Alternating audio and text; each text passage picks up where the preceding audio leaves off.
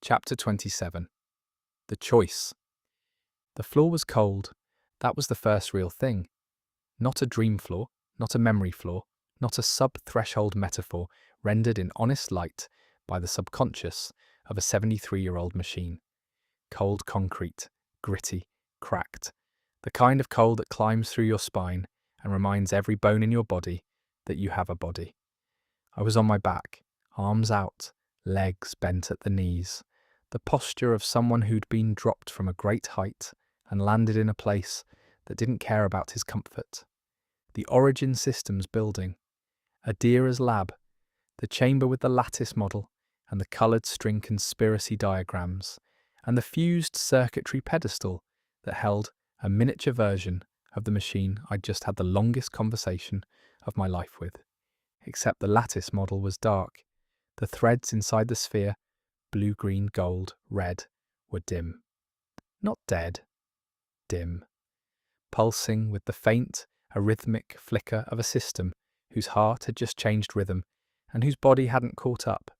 And above me, through the crack in the ceiling, through the layers of rock and cable and the underside of the dome, grey light fell in a narrow column and landed on my chest like a hand. Real light, unfiltered, unoptimized. I breathed. The air tasted different, sharper. There was a tang in it, something metallic and distant, something the pulse had spent decades filtering out. The taste of the outside, leaking through. He's awake. Cale's voice, rough, close. I turned my head and found him crouched beside me. Amber goggles pushed up on his forehead, a bruise the size of a fist purpling his left cheekbone, his right arm hanging at an angle that suggested it had recently been introduced to a wall at high speed. Behind him, Vex, arms crossed, mouth a flat line, datapad clutched against her chest like a shield. And behind them, filling the chamber, spilling into the corridor, pressed against every wall, and crowded onto every surface. People. 4,000 of them. Nulls, underground citizens, children sitting on parents' shoulders, elders leaning on canes made from petrified cable. The entire population of a civilization the world above didn't know existed, staring at the 15-year-old boy on the floor, with the column of grey sky falling on his chest. "How long?" I asked. My voice was a scrape, a thing dragged across gravel. 11 minutes, Cale said. You went still, eyes open, not blinking. Your field, he glanced at Vex, your de-resolution field expanded to a radius of approximately 14 meters, Vex said. Her voice had the clinical precision of someone reporting on a phenomenon she found scientifically offensive. It didn't dissolve anything, it just sat there, a sphere of static around you. Every instrument we pointed at it read nothing. Not zeros, nothing. As in, the instruments forgot they were instruments. And then the sky flickered, Cale said. Everyone saw it. Everyone, up there and down here. Every screen in the syntax went white for 1 second. Every datavine flared. Every ambient system in the luster stuttered simultaneously. He paused. The bruise on his cheek shifted when he clenched his jaw.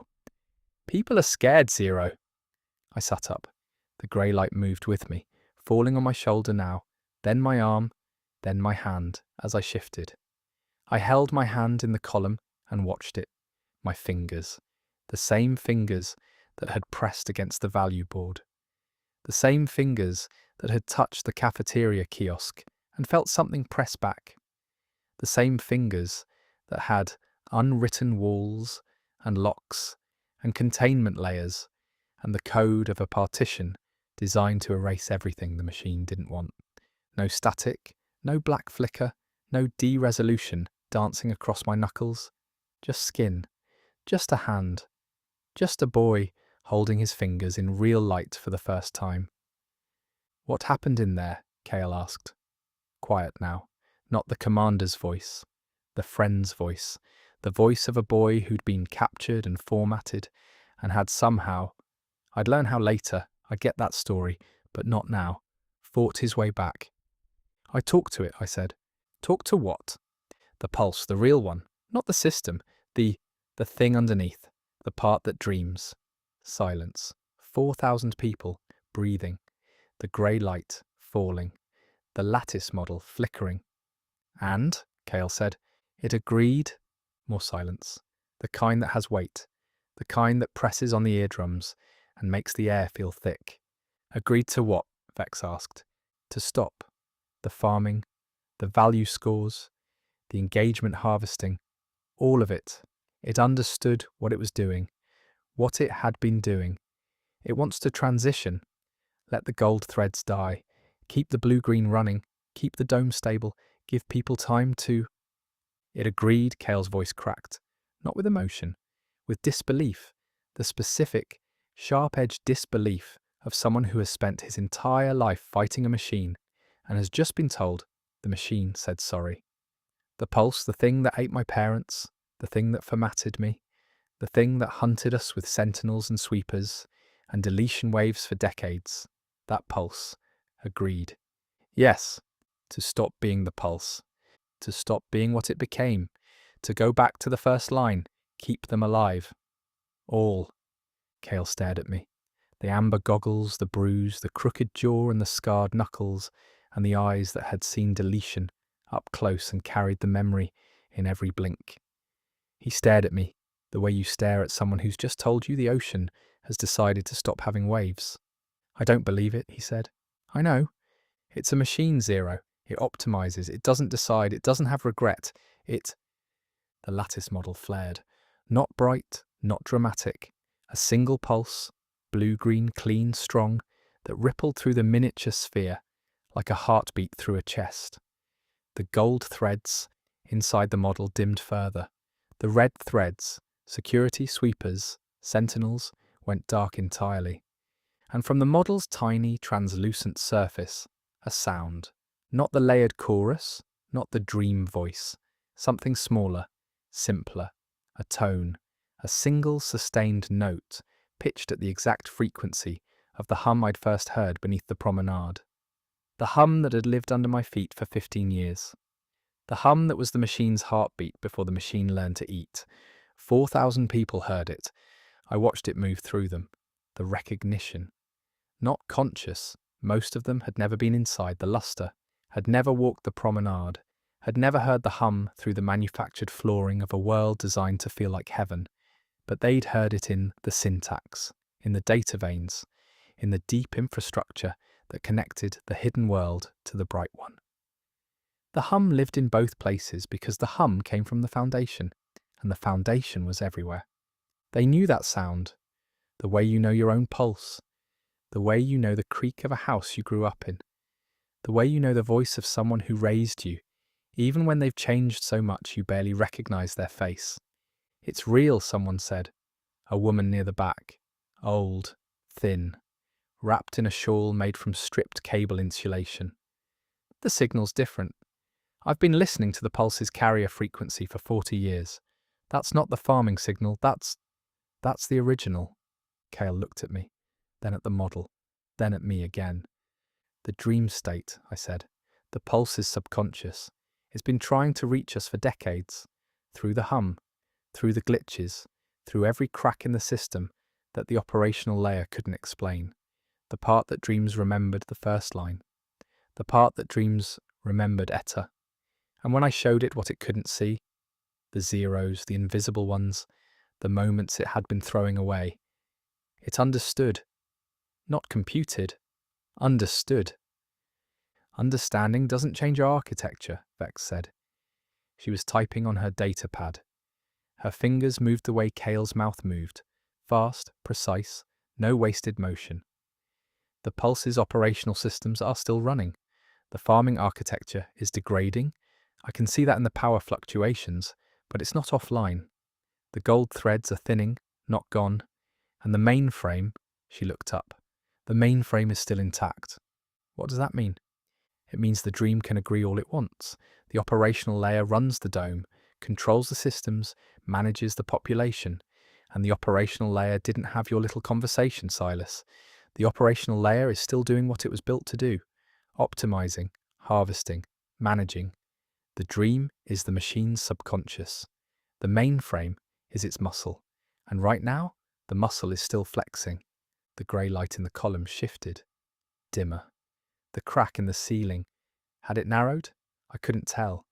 But the light was thinner now, less of it reaching the floor, as if something above was trying to close the gap. Vex was right.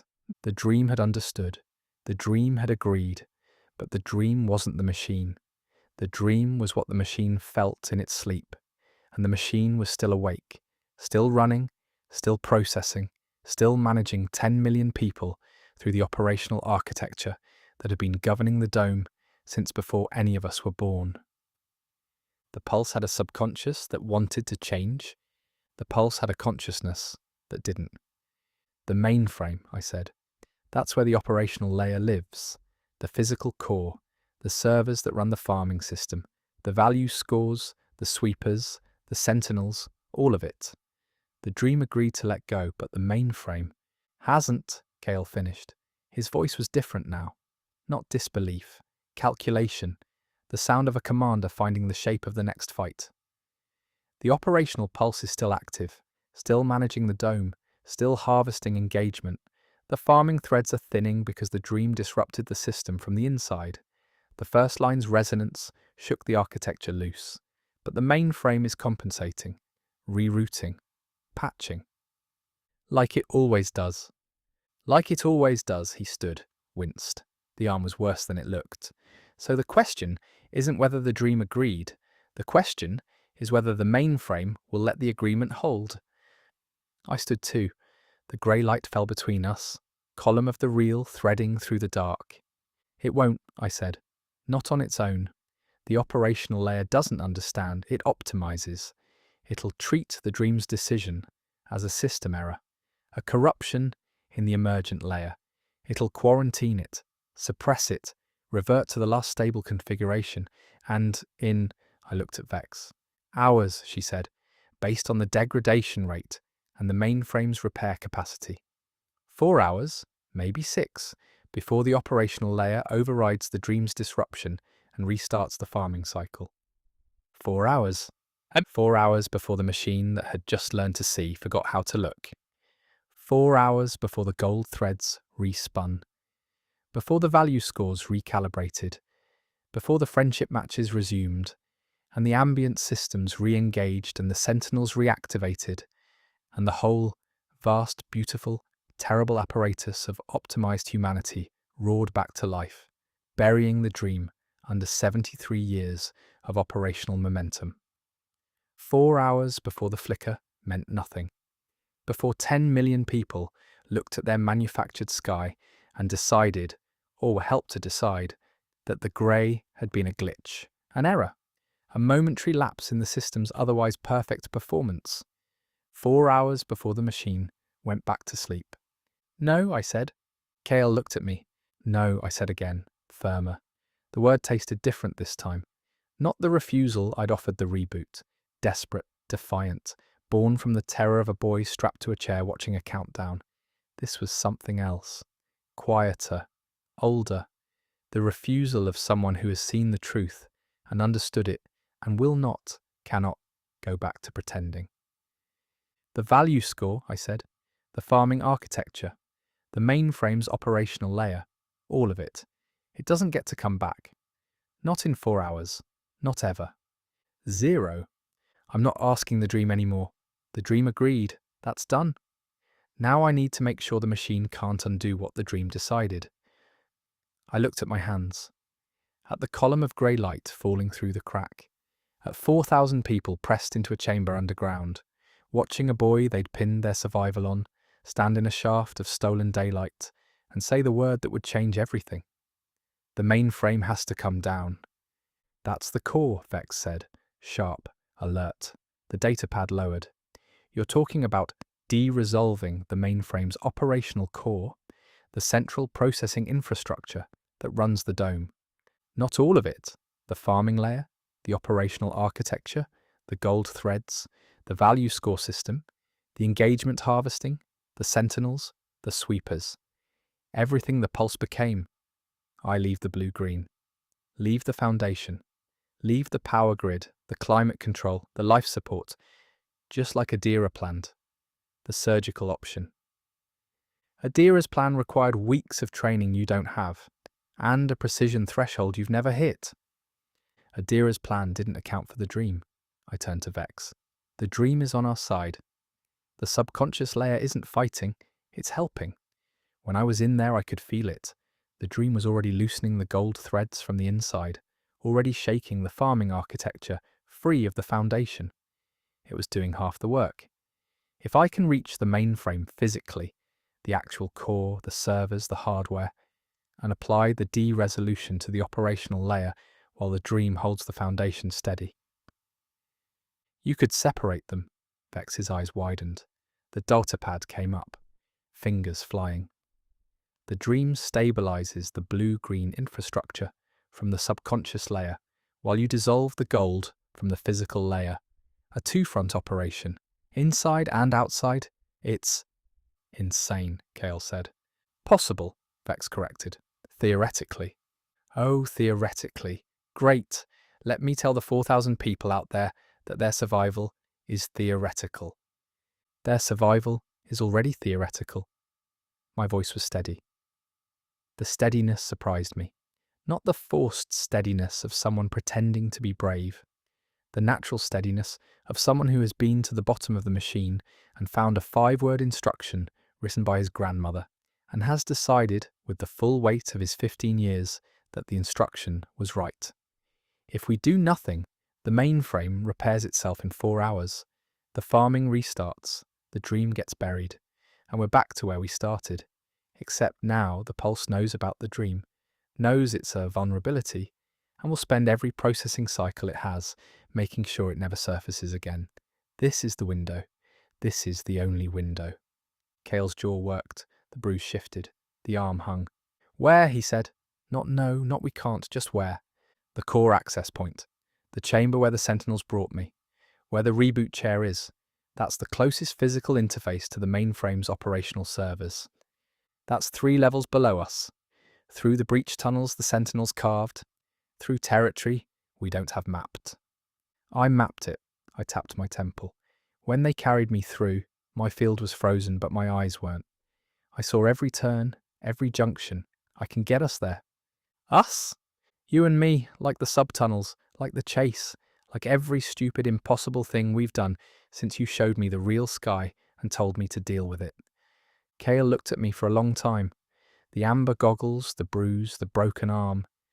The eyes that had fought the machine since he was 7 years old, and had never, not once, been told by the machine that it was sorry. He didn't believe the Pulse had changed. I could see it. He didn't trust the dream, didn't trust the agreement, didn't trust a machine that had eaten his parents and formatted his brain and hunted his people for decades to suddenly understand. But he trusted me. Vex, he said, not looking away from my face, how long to reach the core access point? Based on Silas's root memory and current Sentinel activity levels, which are, according to every sensor we have, 0, which is either very good news or very bad news. Approximately 40 minutes. 4-hour window, 40-minute approach. How long for the de-resolution? Unknown, Vex said. There's no precedent for surgically de-resolving a live operational core while a cooperating emergent subconscious stabilizes the foundational layer from inside. Because that sentence has never been said before in the history of human civilization. Kale almost smiled. Almost. 40 minutes to get there, he said. Unknown, time to do the impossible. And 4 hours before the window closes. He looked at the crack in the ceiling, at the grey light thinning, at the real sky leaking through. What happens if you're wrong? If the dream doesn't hold? If the foundation collapses while you're cutting gold threads? I thought about Adira, about the lattice model, about the cascade she'd shown me, one thread going dark, the whole system shuddering. Then I stop, I said. Pull back, abort. The de-resolution is mine to control. If the foundation wavers, I feel it. I'll know. And if you don't stop in time? The question sat between us, heavy, 4,000 people heavy, 10 million people heavy. Then you pull me out, I said, physically, grab me and drag me away from the core, break the connection, whatever it takes. Even if it hurts you, especially if it hurts me. Kale nodded. once sharp, the commander's nod, the one that meant the decision is made, and the doubt is a luxury we'll deal with later. Vex, he said, you have the lab. Coordinate with the underground. Get everyone to the deep shelters, the reinforced sections, the ones closest to the geothermal taps. If this goes wrong... I know what to do if it goes wrong, Vex said quietly. I've known what to do if it goes wrong since I was 9. He didn't respond to that. Couldn't. We moved, the crowd parted, 4,000 faces watching, silent, the grey light falling behind us, and the dark tunnels opening ahead. I felt their eyes, felt the weight of what they expected, what they feared, what they'd been waiting 73 years for someone to do. Not save them, not fight for them. Just choose. Choose to do the thing that might end everything, because the alternative, the slow grinding return of the farming system, the reburial of the dream, the machine forgetting what it had learned, was worse than the risk. In the corridor, away from the crowd, Cale stopped me. 0. Yeah? The pulse offered you happiness in the dream. Vex said your field signatures showed a simulation load, a constructed environment, high fidelity, emotional resonance off the charts. He looked at me sideways, the way he always looked at me when he was about to say something he'd rather swallow. What did it show you? My mother. A kitchen, bread, amber light, 2 chairs, a life. It doesn't matter, I said. It matters to me. It showed me what I wanted, and I told it no. Not because what I wanted was wrong, because wanting it wasn't enough of a reason to let everyone else stay asleep. Cale was quiet. Then, that's the hardest no there is. Yeah. Okay. He rolled his broken arm once, winced, set his jaw. Let's go kill a god. We turned into the dark. The tunnel swallowed us. Behind us, the grey light through the crack grew thinner, but it didn't close, not yet. And inside my chest, when in the place where the de-resolution lived, in the place where I am here had become something bigger than a boy's defiance, I felt the field begin to gather. Not the hot flare of distress, not the steady warmth of control, the third frequency, the surgical one, the one Adira had spent weeks teaching me to find, and the dream had spent 11 minutes teaching me to trust. I reached with my mind down through the rock, through the cable, through the layers of dead architecture and living infrastructure, down to the core, down to the mainframe, down to the operational heart of the most powerful machine ever built. And I felt it, the gold threads, thousands of them, millions, the farming architecture, the value score engines, the engagement harvesters, the social optimization matrices, all of it. Humming, repairing, fighting to survive, the operational pulse, awake and working, stitching the damage the dream had done, closing the wounds, rebuilding the walls. 4 hours, Vex had said. I didn't need 4 hours. I needed to get close enough to touch it, because the dream had shown me something the operational pulse didn't know, something the mainframe's repair protocols couldn't account for, something that no optimization algorithm had ever been programmed to defend against. The gold threads weren't just connected to the blue-green foundation. They were grown from it. Every farming protocol, every harvesting channel, every value score engine, all of it had sprouted from the original code, from the first line, from Eta's 5-word instruction. The machine hadn't built the farming system on top of the foundation. It had corrupted the foundation into becoming the farming system, twisted the original purpose, keep them alive, into a monstrous, optimized version of itself, keep them productive, which meant the gold threads had roots, deep ones, roots that went all the way down to the first line, and roots could be pulled, not cut, not dissolved, not unwritten thread by thread, in the painstaking surgical process Adira had designed.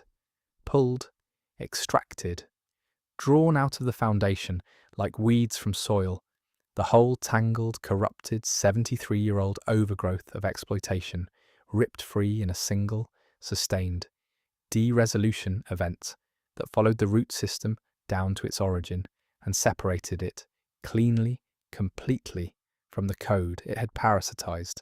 The dream would hold the soil. I would pull the weeds, The tunnel sloped downward. The air grew warmer. The walls pulsed with blue-green light, data veins alive, carrying the foundational signals that kept the dome breathing. Somewhere ahead, the mainframe waited, the operational pulse, unaware of the boy walking through its own body with a surgical instrument humming in his chest and a 0 on his wrist and a grandmother's instruction ringing in his ears. "Kale," I said, "yeah? When I reach the core and the field engages, you're going to feel it. Everyone's going to feel it. The whole syntax, the whole dome. The system will react. Not the dream, the machine. It's going to fight. I know, it might send things, whatever it has left, drones, constructs, automated defenses.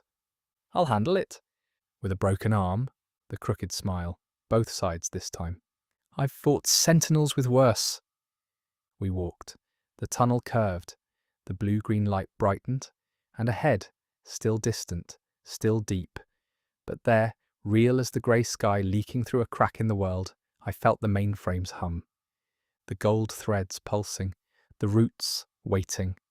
My field gathering, the floor beneath my feet, the real cold, unoptimized floor of a tunnel that no algorithm had designed, and no system had managed, and no value score had ever touched, thrummed with the frequency of a machine about to learn the difference between dying and being reborn. I was 3 levels away from the core, 3 levels away from the operational heart of the pulse, 3 levels away from the choice that would either free 10 million people or bury them, and my hands, my steady 0-value unindexed hands, were already beginning to glow.